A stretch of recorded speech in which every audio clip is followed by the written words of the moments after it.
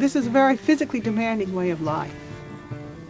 There's been times where I've been skiing for 8 or 10 hours through deep snow and stopping to maintain traps, and I'm really tired and I'm hot and I'm sweaty, and I know that I'm just one sprained ankle away from literally dying. And that's a risk I'm willing to accept.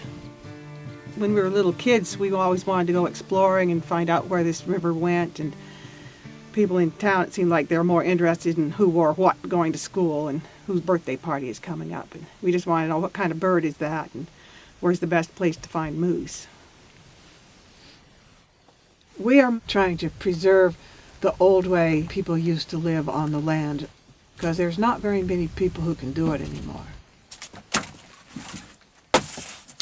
Most people seem to think it's a choice, but it was never really a choice for us.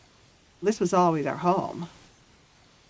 We inherited this trap line in 1975.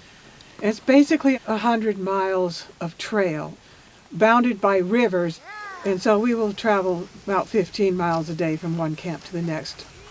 And every quarter of a mile along the trails, we have traps set that are targeting whatever fur bearer is in that particular area. We mostly catch marten, but we also catch lynx, fox, mink, and occasionally wolves and wolverine. We caught very large numbers of marten in the 1990s. A crash came about 2001. Since then, the marten haven't managed to come back. We think it might have to do with climate change. It's really difficult when our lives are so closely tied to the seasons, to the climate, and to the land. We always hold back some of the furs that we catch to make the hats and mittens and mucklucks that keep us warm in the wintertime when we get temperatures of 40, 50, 60 below or very high winds. Some people think that it's inhumane to catch an animal in a trap. It's really no more cruel for an animal to die in a trap than it is to be crushed in the jaws of a wolf or die over a period of a month of starvation.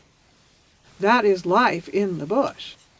We really feel very strongly that we are deeply involved in the whole cycle of life and death. Subsistence is a huge part of living in the bush, because you have to go 150 miles by plane to get to the store. The most important things in our life come off of the land. Whether that's something to eat or to build your cabin with or to feed your dogs. There's too many people living in towns and they work all day long and they move a pile of paper from here to here. And we work all day long and we have a cord of wood or we have 5 gallons of berries or a moose in the freezer, and so it's a much more tangible reward. We've learned an awful lot in the last 55 years. And the people who lived here before the white men moved in knew the land so much better than anybody who lives here now. It's humbling to think that we know it even a little bit.